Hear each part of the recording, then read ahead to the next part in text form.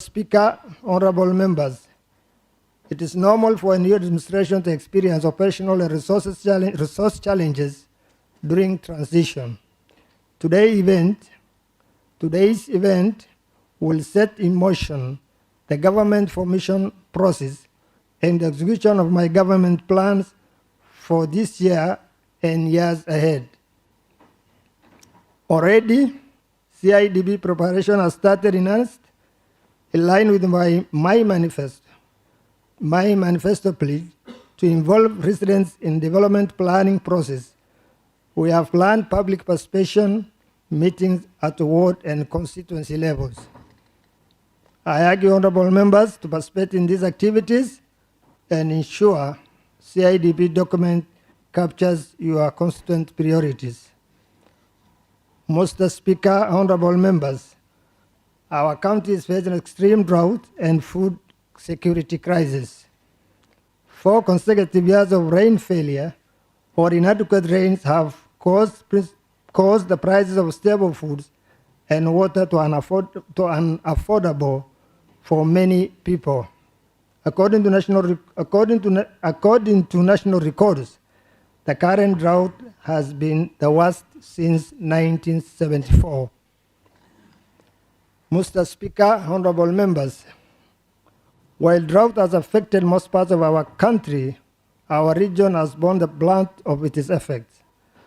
Our economy has been devastated by the drought, and we have lost over 365,000 cattle, 30,000 donkeys, over 500,000 shots, and 160,000 camels for the last 9 months. The monetary value of the livestock we have lost is of 11 billion Kenya shillings, equivalent to our annual allocation from the national government.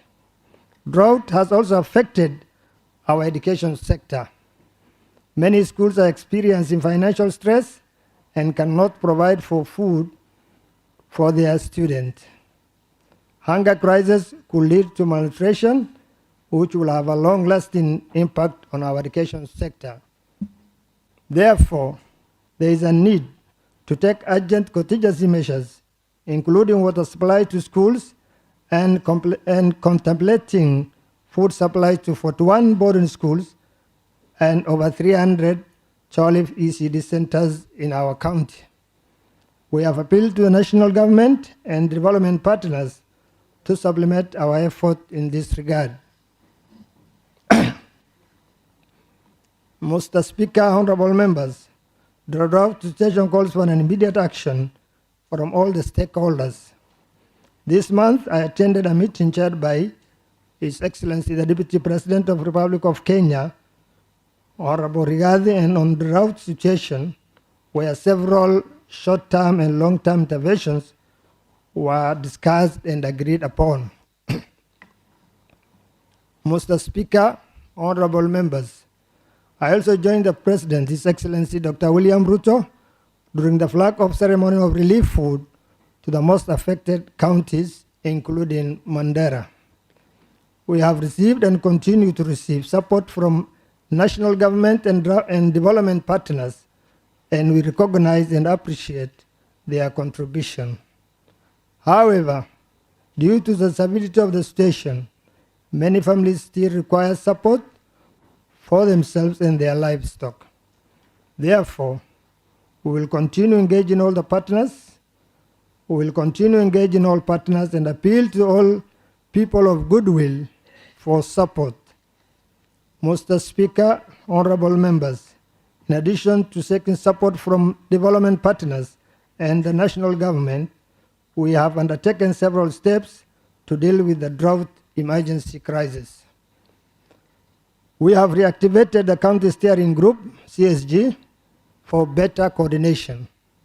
I have instructed the Department of Development Unit to identify vulnerable households across the county and ensure those in need of medical help are taken to hospitals. Mr. Speaker, honorable members, we have requested partners currently engaging in cash transfer programs in our county to provide us with the details of their beneficiaries so that we can synergize our effort and avoid duplication. Mr. Speaker, honorable members, even as we consider short-term intervention, we should not forget that we are in a protracted crisis caused by climate change. Moreover, unpredictable weather pattern has made rain-fed agriculture and pastoralism, as we know it, untenable.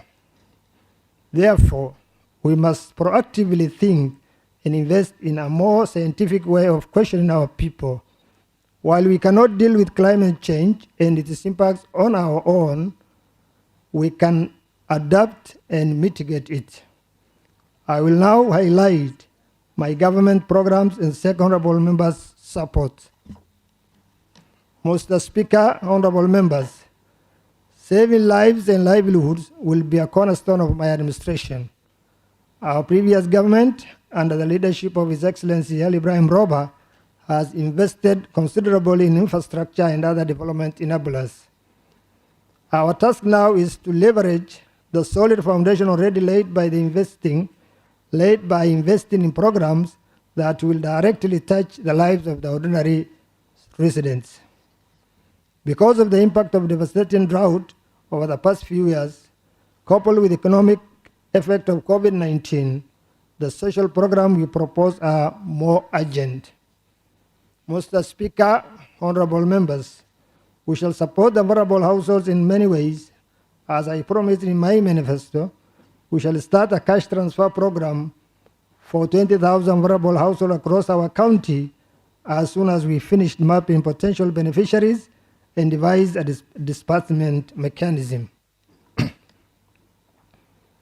Mr. Speaker, honorable members, the ongoing documentation of vulnerable households across the county will provide baseline data and learning opportunity on the best selection methodology to adapt.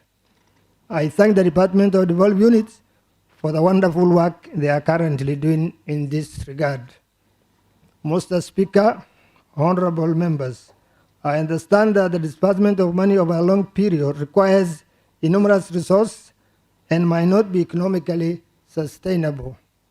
Therefore, we shall explore ways and means of ensuring the beneficiaries of cash transfer program will start some form of livelihood activities with the support of the development partners.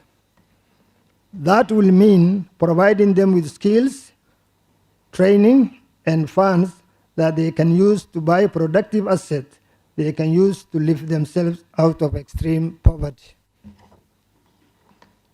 Mr. Speaker, honorable members, we shall also provide NHIF cover for the 20,000 households across the county, targeting the ultra-poor, PWDs, widows, and elderly population.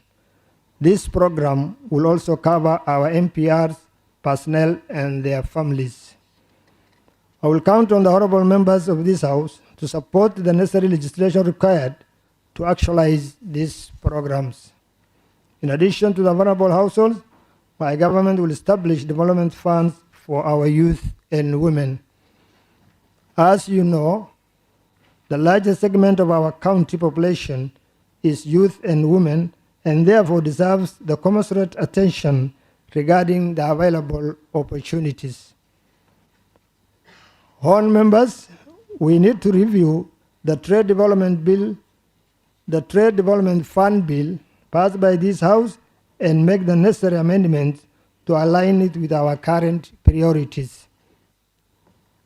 Mr. Speaker, honorable members, at the onset of devolution, we had only one medical doctor for the entire population of Mandera. We now have over 58 medical doctors in our county. In addition, the number of other cadres of medical professionals and facilities was increased significantly compared to 10 years ago. However, we still have gaps in all our areas of healthcare system.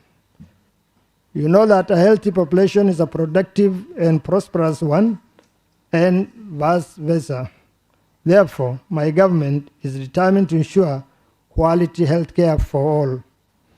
Because of this realization, I have established a health task force chaired by Professor Gama Rogo, an experienced health expert to independently look into our current provisions and provide recommendations for improvement.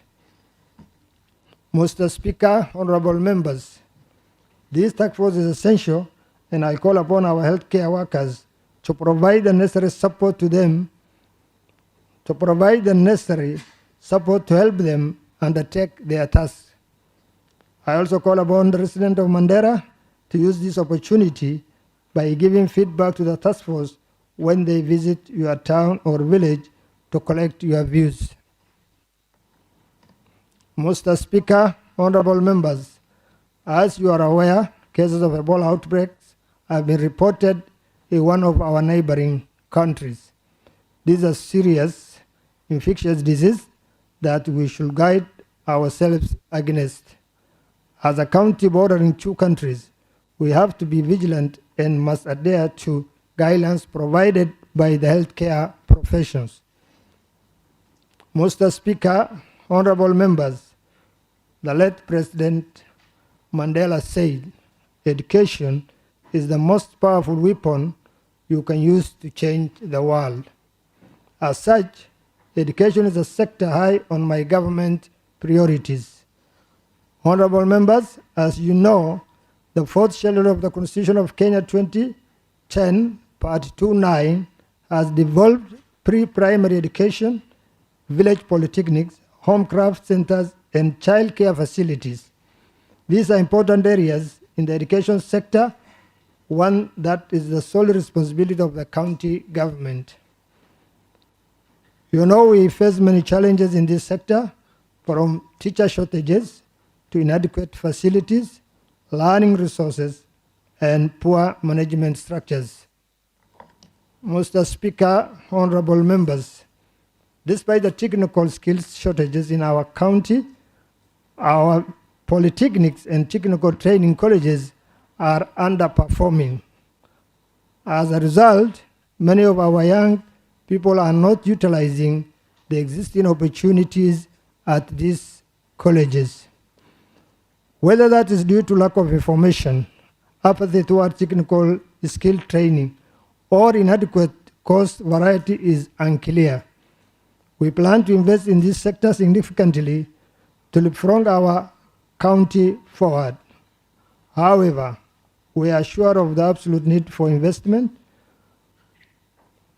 We must do so from an informed position. To this end, I will establish an educational task force to look at the current status of our early childhood education, vocational and technical education provisions, and recommend the way forward. Mr. Speaker, honorable members, although not a devolved function, primary and secondary education are equally important for our county. Working with the national government and development partners, we must find ways to support our schools. Most of our schools have inadequate teachers, classrooms, and wash facilities. It is crucial for us as a county to support our schools. Honorable members, the ongoing drought has devastated our livestock, the backbone of our country's economy. Almost everybody in our county has lost livestock due to the drought. As you know, livestock sales are the primary source of income from which families pay their children's school fees. With most livestock gone and the few remaining on the verge of dying, it is practically impossible for our people to raise money for school fees.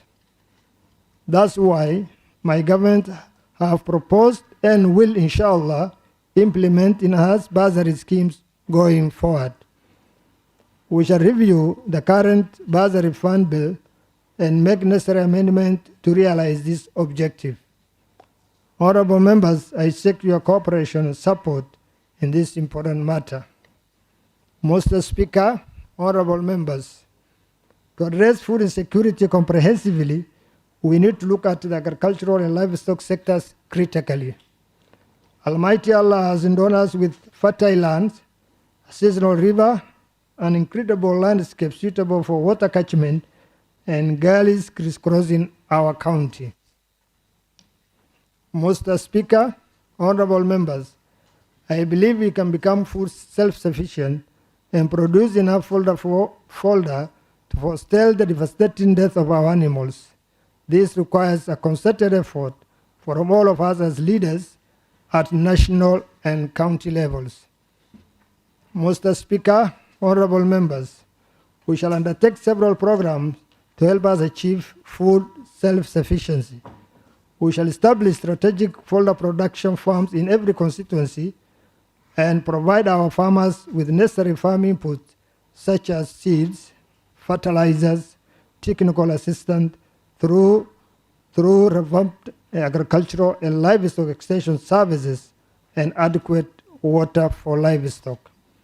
We shall also invest, inshallah, in livestock breed improvement programs by introducing new breeds of common domestic animals such as sheep and goats suitable for our climate conditions. In addition, we shall support cooperatives and local business communities interested in venturing into value addition of animals and farm products as a means of job creation and economic growth. Mr. Speaker, honorable members, without the availability of adequate water, we cannot achieve our objective of food self-sufficiency. Water is an essential commodity both for humans and animals. Therefore, we shall endeavor to construct major dams for irrigation, human and animal consumption in each of our 6 constituencies, inshallah. As mentioned earlier, we have several lagers, gullies, carrying billions of liters of water around our county every year. Yet every 3 months or so, we complain of water shortages and lose billions of shillings through animals' death and water tracking expenditures. This situation is untenable, and we must refocus and engage both the national government and the development partners to address this as soon as possible. I am happy that UNICEF-sponsored satellite hydrological survey will submit its report mid-next year. The report will help us identify the potential aquifers in our county and reduce the wastage of resources on drilling boreholes without sufficient and reliable data. My hope is that by end of the next financial year, inshallah, the most water deficient parts of our county, Mandera West and Banisa, will have their water problem solved once and for all. Mr. Speaker, honorable members, the climate change phenomenon is evidently clear. The weather pattern has changed dramatically, and its impact has been felt globally. Those of us in the islands who are already struggling with inadequate rainfall will be hard-pressed even more. As a county, we should not talk about climate change only as an academic subject, but rather be at forefront in combating it in the best ways we can. Honorable members, my government will scale up the greening program started by the previous government. We shall initiate the following programs to combat the effect of climate change. 1 million trees across the county in the next 5 years, inshallah. Introduce sustainable agroforestry practice to support food security and job creation while protecting environment. Promote plastic waste recycling and enforce ban on plastic carrier bags. Pilot aerial seeding of dry land, adapted indigenous grass and Sudan grass to improve fodder availability and reduce soil erosion. Mr. Speaker, honorable members, implementing the above programs requires sufficient resources and reaching out to development partners for support. We shall also explore the possibility of benefiting from the carbon credits market. I will urge all of us to be a climate change ambassador by encouraging our families and friends to plant trees in their homesteads, discouraging tree cutting, and recycling plastic waste. As a county, We shall plan to seek expert advice on solid waste management and plastic recycling as a means of job creation for thousands of our employed youth. Mr. Speaker, honorable members, we will actualize the essence of devolution by empowering village administrators, ward administrators, and sub-county administrators. Section 87 to 92 of the County Government Act 2012 provide for citizen participation in decision-making on important matters which affect them. Section 89 of the same act makes it our responsibility to respond to citizen petitions. Mr. Speaker, honorable members, without effective and efficient administrators up to the village level, citizen participation in identifying their priorities will not be achieved. As you know, I've already instructed all the government departments to liaison with sub-county administrators for any activity they wish to undertake in the sub-counties. Sub-county administrators are my representative in sub-counties and therefore must be given the respect they deserve. They are responsible for all the activities that take place in their sub-counties, and I shall provide further guidelines on their modus operandi in the due course. In addition, we shall provide necessary tools for trade for all the level of devolved government department to increase productivity and efficiency.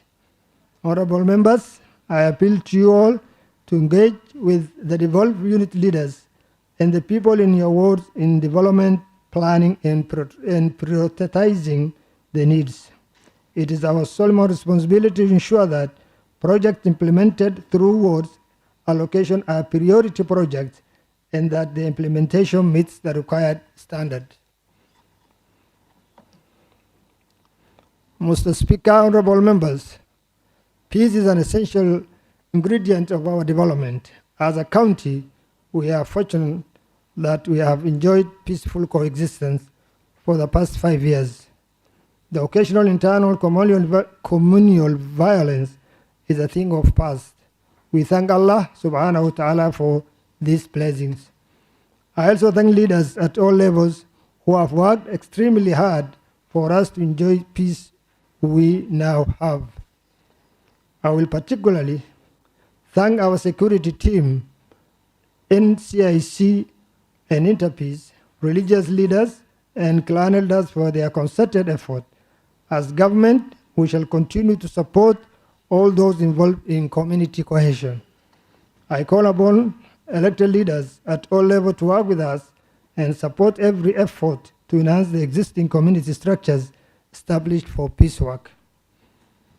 Honorable members, as you know, terror groups in Somalia are currently facing a lot of pressure from communities and SNA forces. Unfortunately, some element of this group may cross our border and pose security threats. I am sure our security forces are alert and will repass them.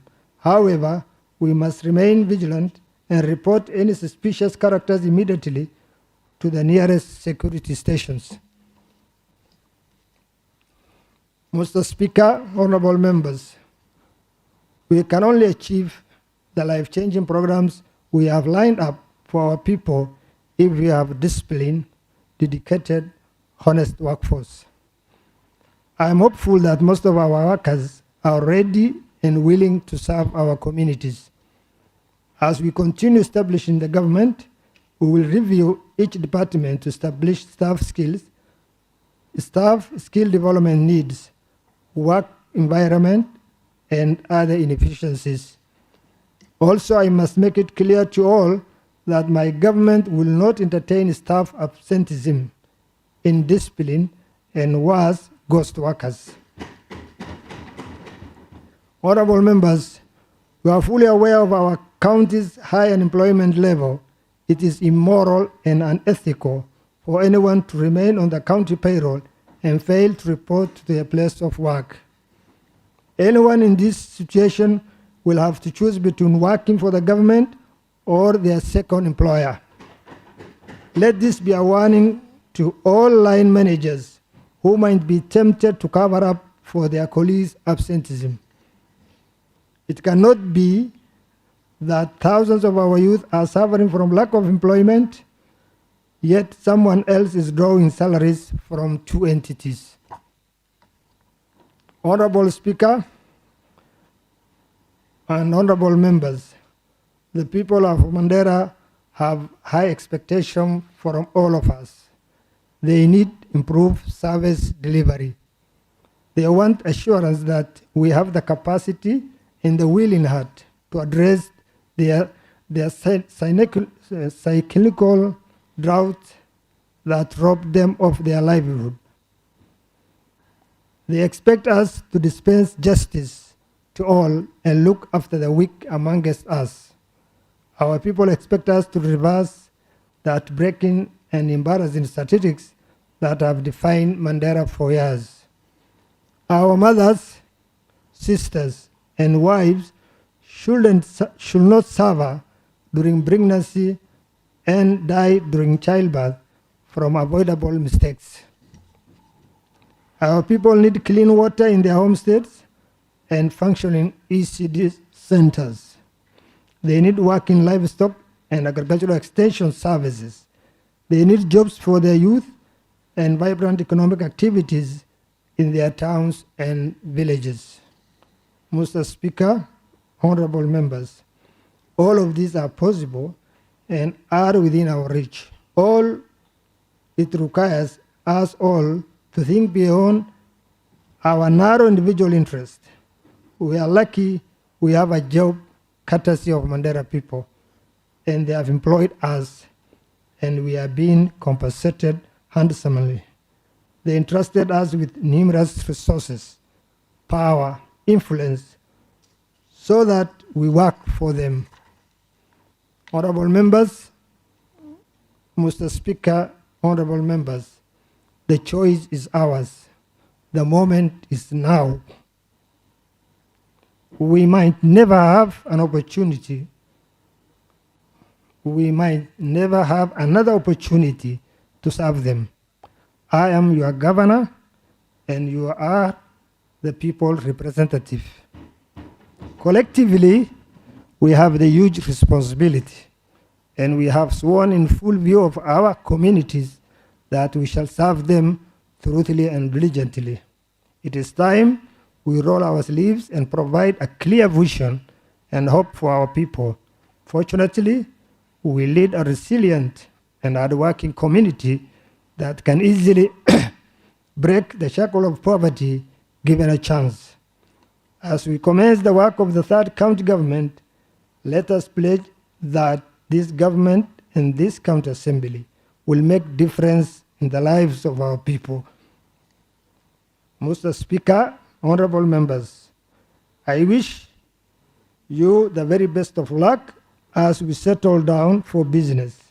May Allah subhanahu wa ta'ala make the task ahead of us easy and guide us to the straight path. May Almighty Allah bless all. May Almighty Allah bless Mandera County. Thank you.